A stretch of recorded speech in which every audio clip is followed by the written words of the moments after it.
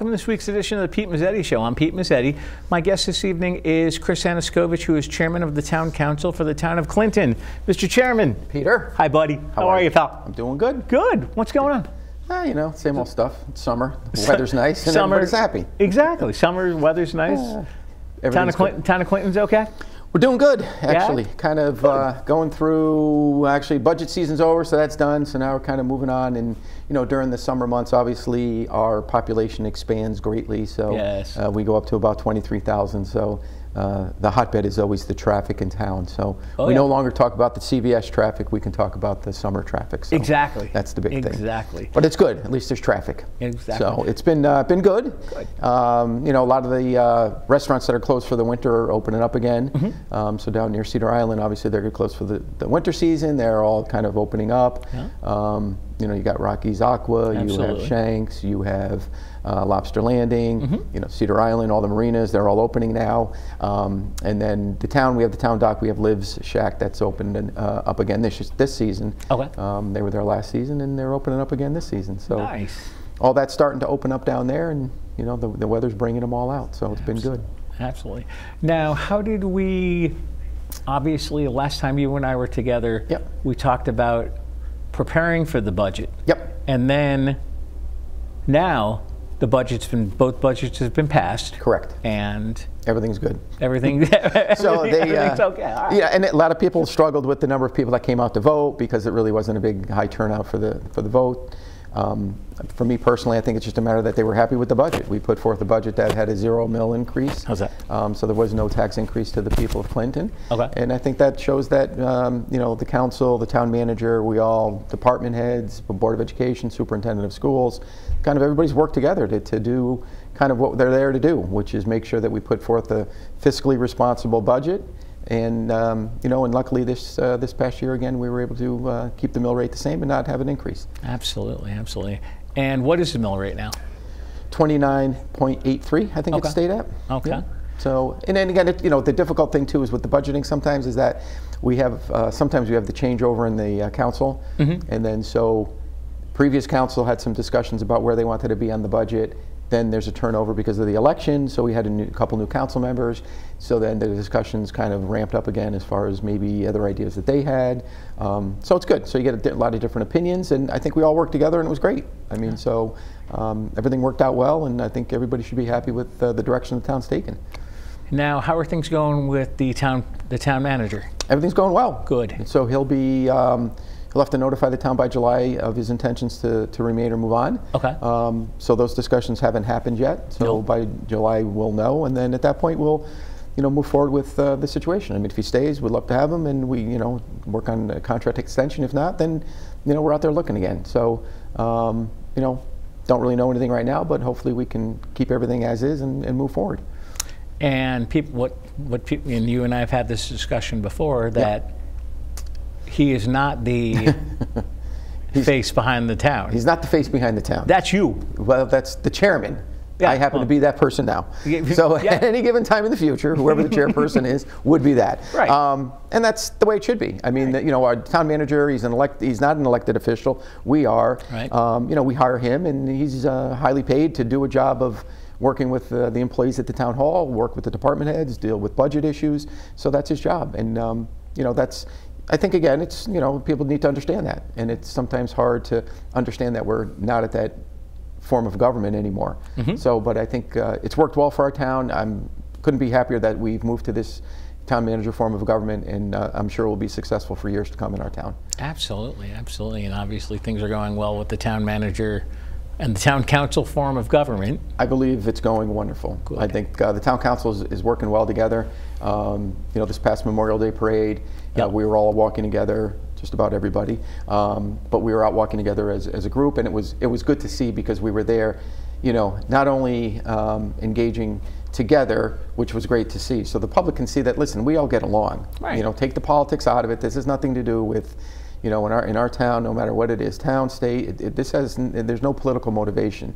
You know, we should all be working together for the benefit of the town, which I think is what we have done. I think the new council members are bringing a lot to the table, asking a lot of questions, looking to do things, and I think it's great. I think that's important for the town to know and see it, that the council is there. You know, we were laughing, joking, having fun, having a good time, you know, and it's not always been that way, because sometimes when you have a different form of government, you have to pretend, you know, to hate the other side because, you know, apparently it's better, which for the town it's not better, you know, but it was good. It was good to see that we were out and doing that, and so that was good.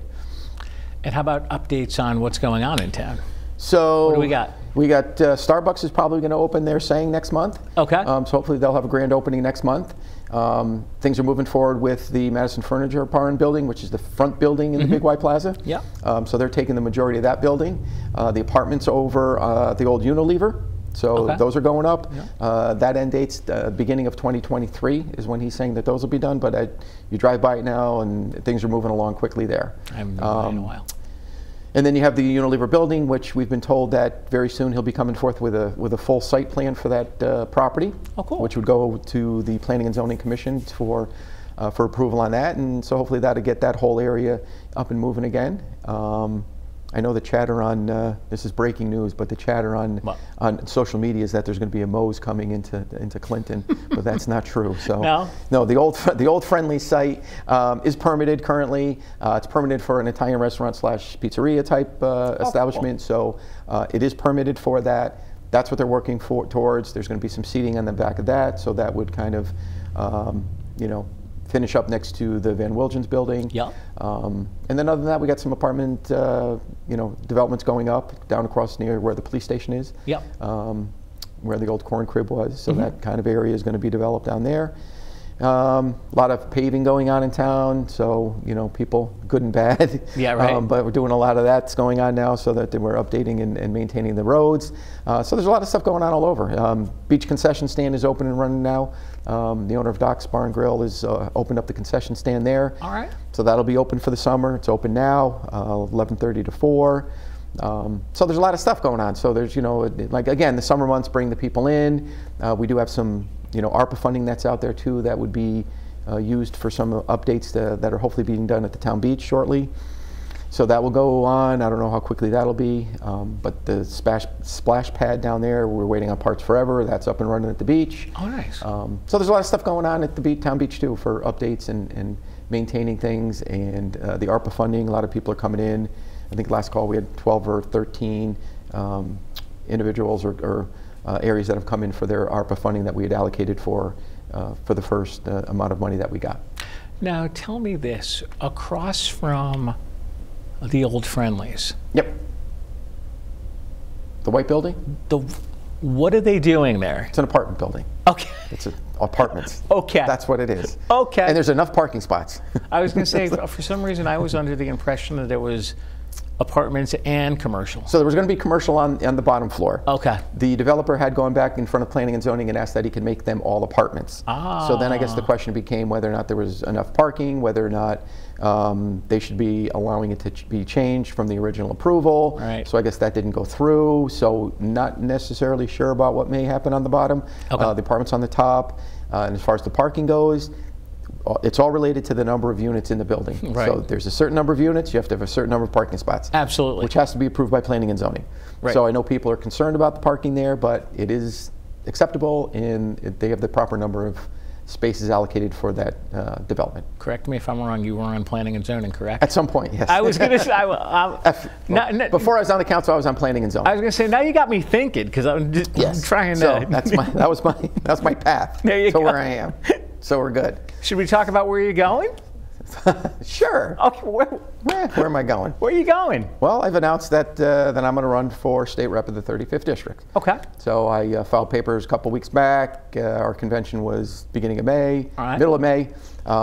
Received the endorsement of Killingworth, Westbrook, and Clinton, and I will be seeking the seat for the 35th district in the House. And the district covers what towns? It covers all of Clinton, all of Killingworth, and then a portion of Westbrook. So south of Route 1 is covered by Devon Kearney. Yep. So that's what I will be doing coming this summer. Excellent. In case anybody wants to know or has a question, I'm not leaving Clinton. I'm not Nope. leaving the town council. I will continue on as the chair of the town council, and I will continue to run for the town council in Clinton as long as they will have me. So I definitely want to be engaged and continue to serve in Clinton. It's my hometown. I love it, and I want to continue.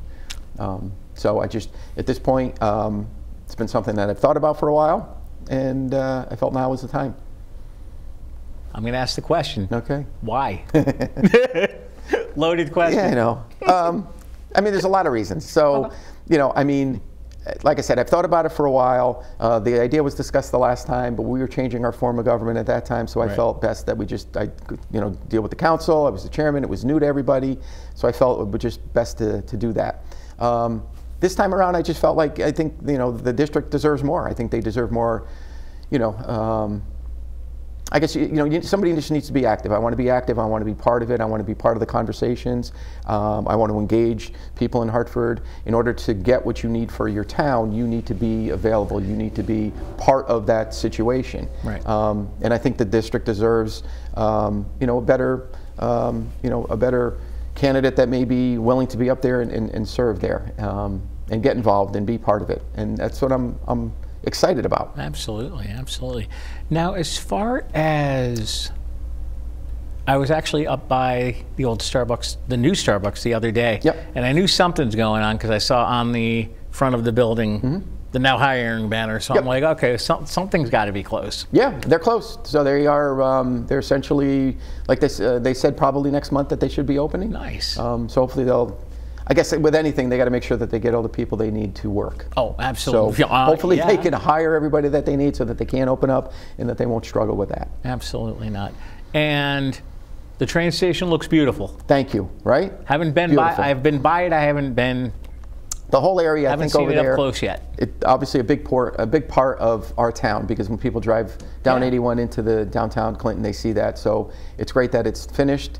You know, great work by the state and the DOT, who were, you know, obviously the ones that handled that development on behalf of the town. So, you know, no town involvement, but the DOT was there to make sure that everything went through, and we had a great grand opening, and the governor came and the head of the DOT came, so it was good.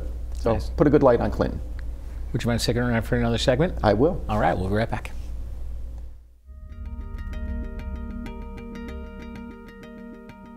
Smart TVs and streaming services have taken over the television industry.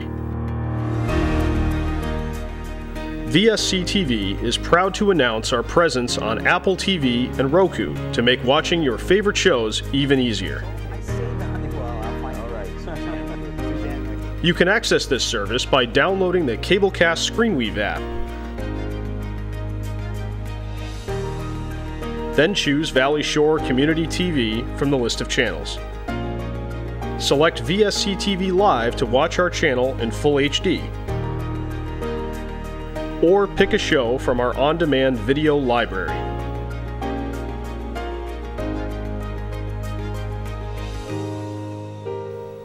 VSC TV is your local Connecticut Midshore Valley digital connection. Welcome back to this week's edition of the Pete Mezzetti Show. I'm Pete Mezzetti, sitting here with Chris Aniskovich, who is chairman of the town council for the town of Clinton. Mr. Chairman, welcome back. Thank you, Peter. Thank you, my friend.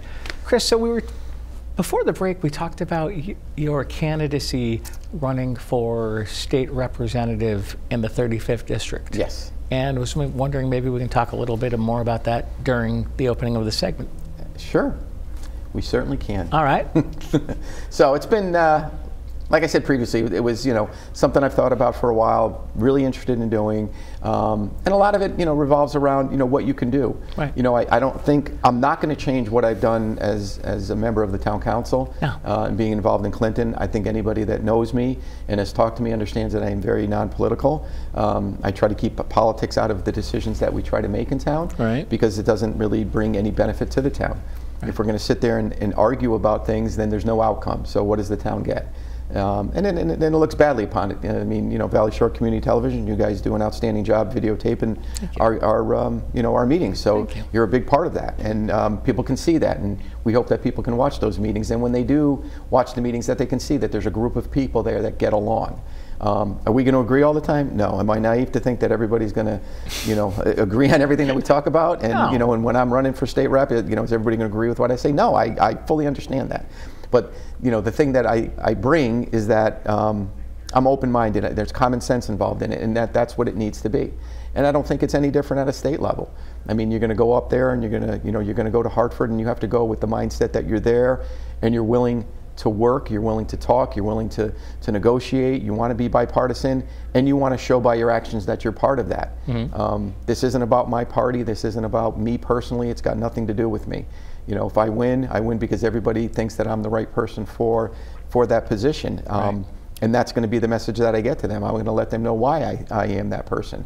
And I believe I'm that person because I am, you know, non-confrontational. I mean, you have to be able to sit in a room, you know, across from people that you may not always agree with, but having an open and honest conversation about what you're trying to accomplish. Because if what you're trying to accomplish is for the betterment of the people of the state of Connecticut, well then, the decisions should be fairly simple. Right. They're not fairly simple. No. They're very difficult. Right. They're complex. Yeah. You know, politics does play a part in all of that. Absolutely. I can only speak for myself and how I interact and how and what I'm going to bring to Hartford, which is, you know, I am going to be non-political. I'm going to be open-minded, and I'm going to be willing to work hard for the people of the 35th. Absolutely, absolutely. So, what's your platform for the campaign?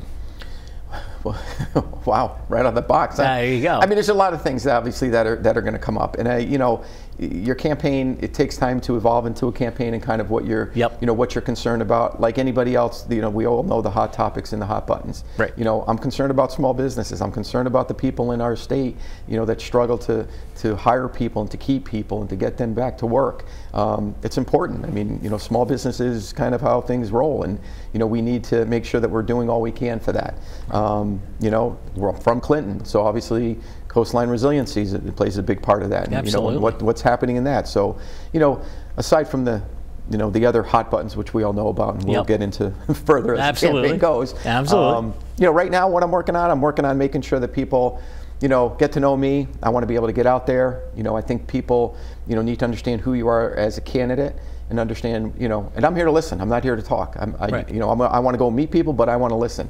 I'm there to walk, you know, introduce myself, get to know people, and listen to what they have to say. Because it doesn't matter what I say, it matters what they say. Exactly. They're the important part of this topic. Exactly. You know, what are you looking for? What do you need? And I don't think we've gotten that the past couple of years, and I think we need to get back to that, where, you know, you're going to have somebody that's out in the public, that's engaging people, that's meeting people, that's going to all parts of the district, and just getting to know people and understand what they want and what they need. Because it's important. If you're elected, you're an elected official, so your job is to listen to them and bring what they say to you back to Hartford. And fight for those towns. I'm going to fight for Killingworth and Westbrook like I fight for Clinton. Absolutely. I mean, there's a lot of things that go on in Hartford, that grant money and things that are available for these towns, smaller towns that, you know, we're not the big towns, we're the small towns. We're the little guy. So the little guy doesn't always get stuff. So you got to be able to fight, you know, for what you want and what you get. Absolutely. So I think that's going to be an important part of it, and I know I can do that. Absolutely. Now, as far as, in your opinion, how important to you is public access television? Well, it's extremely important because it actually allows people that don't have the ability to get to meetings and get out to these you know, public places to see a meeting or to listen to a meeting and be able to see it on TV. Right. I mean, what you do for us is immeasurable. I mean, you record the shows, you put them out there. You know, we make sure it's on our town website so that people know that if you want to see a meeting because you weren't able to attend, then you can see it. Right. And that's what you need. There's no amount of money that you can put towards that to make sure that people understand that. Absolutely. And if you're not trying to do that, then why not? I mean, what are you trying to hide, and what would be the benefit to say we don't want to support something like that? Exactly. Because it brings it to more people. So it puts it out there, more people can listen to it, more people can see it, and more people then can listen to people about what they have to say. Absolutely. And that people then can make decisions on, you know, constructive decisions about what's being discussed in their town. Absolutely. And as far as, and we talked about this during the first segment, ARPA money. Can we maybe explain a little bit about ARPA money, where it came from, what it's for, and all that other fun stuff? Fun? I don't know if it's fun. Yeah, I don't know. According to the town manager of the book's War and Peace, so he's got a lot of restrictions about what we can and can't use it for. So it's federal funds that we've never seen before and probably will never see again in our lifetime. Okay. But every town was allocated a certain amount of money. Town of Clinton got 3.8 million-ish. We've received 1.9 million of that. Town council approved, after a public hearing and many meetings, we approved an allocation of the initial 1.9 that we have. Okay. So what happens at that point is that the nonprofits or any of the organizations that came forth to ask for the money then have to apply for the money. There's an application that they have to fill out that indicates exactly what they're going to use the money for. The reason is that the town will get audited at some point, may get audited at some point, and they need to use the money for specifically what they said they would use the money for. And if they do not, and town gets audited, and you get audited by the Department of Treasury, if you get audited and the money's used for something other than that, the town is responsible for that money. So they would end up having to pay it back. So there's a process of going through the application, making sure that they receive their money, making sure they're using the money for what the what the purpose is. Right. So there's a lot involved in it, so it's not as simple as, hey, we're going to give you all this money and just, hand it out to everybody and everybody's happy. Yeah, right. Everybody's happy, but, the back process of it all is difficult because you have to make sure that you're monitoring what's going on so that you don't fall into any traps. It's our town, so we assume people are going to do what they say they're going to do with the money. Yep. And then, at that point, it'll just continue. The second amount of money, we're still waiting on when we'll get that amount of money. Okay. When that happens, we will again go back to the drawing board and put it out there again, and then do another public hearing, and then open it up for people that may be interested in receiving funds. And at that point, we'll figure out kind of what we do with those funds. So 1.9 is a lot of money. Yeah. Negative 1.9 million will help the town immensely. Now, let's say the first round of ARPA money, you put in your request. Put in your grant request or your paperwork, and you got approved for the first round. Yep. Can you apply for the second round as well, or do you have to, or is it one or the other? Nope, not one or the other. You can do it again if you'd like. You just have to show, if there's some financial loss, as relates to COVID, because that's sort of the dynamics of it all. Was there some sort of financial loss during that time, because of the COVID-related events? Right. So you can come back if you've used the money and you feel that you can use some more, because it would be beneficial to your organization. Then you certainly can do that. But the first go around, I think we've done a good job. The town manager did a very good job of contacting people and saying, listen, we have the money. Because some people say, I don't want any, because I don't, and you kind of want to force them to do it. Right. Because if it's an organization that, they feel that, if it's a nonprofit that they don't need it, or they don't want to see, they don't want to make it seem like, they're taking money that they may not need. Right. That's not what this is about.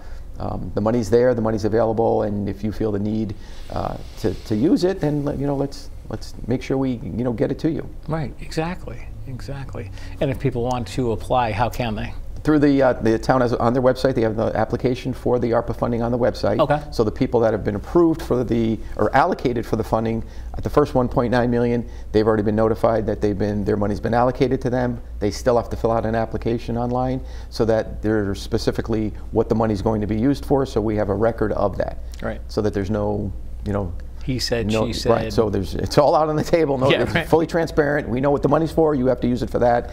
And then at that point, again, the second go around, it'd be the same way. Now, does the check get mailed directly to the person? No, they come pick it up, or it's They come to the town hall and get it. They can come to the town hall and get it. Okay. So I mean, it's very simple, Okay. Because these are all in-town organizations. Right. So it's we're not a big town, so hop on over and when your check's ready, we'll give you your money. So it's good. Come on over. And it's helping a lot. It really is. It's helping. A lot of the programs are, to go back and help the public as it relates to rent, as it relates to, emergency fuel. There's all sorts of things that it can help. So it's an important part for a town like us to get that kind of money. That's helpful, that the people don't have to pay back, and it's theirs to use. Right. In your opinion, how important is, and especially during this day and age of what's going on in the world, your opinion, how important is it to support your local small business? Well, I mean, that's all it's about in our town. Absolutely. I mean, for our town, that's what we have. I mean, we have a lot of small businesses, we have a lot of mom and pops, and that's what we have. And right. I mean, again, going back to the run for the 35th, it's the same way. I mean, Westbrook, Killingworth, we're small towns that have a lot of mom and pops. We have to support those. Absolutely. You know, every time you run out to the, to the big box stores and you leave town, it's, a detriment to them. Absolutely. So we have a lot of those stores, not only in Clinton, but in the district that I'll be running. And I want to be able, that's what I said before, I want to be able to go to them and say, what do you need? Exactly. What do you need from Hartford? What do you need up there that they can, that I can bring there to be your voice? Because that's what that is. That, I mean, the state run is having a voice. You need your voice to represent the people of our district. Absolutely. And you got to be able to go out and meet them and be able to say, listen, I don't care who you are, what you are as far as your political affiliation. I'm going to help you because I want to help you because that's what I was elected to do and that's what I would like to do. And sometimes that's hard. Not everybody sort of has that mentality. I've done it in Clinton, and I will hold true to that as I move forward. Now, if people want more information on you or the campaign, where are we going? We're going somewhere. The website and the Facebook page they're done. They're not live yet, so there's some tweaking that we have to do. My website is going to be Aniskovich2022.com. Okay. And then my Facebook page will be Chris Aniskovich for State Representative on the Facebook side, and then once the website gets up and running, there'll be a Twitter page, there'll be an Instagram page that'll have some stuff there as well. So looking forward to all that, and hopefully very soon those will be up and running. And if people want more information on where to reach the campaign, they can always check my website, and we'll put a link on my site to you guys. Excellent. Absolutely. Chris Aniskovich, we're about to run out of time, so before we do, I want to thank you very much for coming down, and hopefully we'll see you again soon. Thank you for having me, Peter. Thanks, Chris. On behalf of Chris Aniskovich, I'm Pete Mezzetti. Thanks, good night, and we'll see you next time.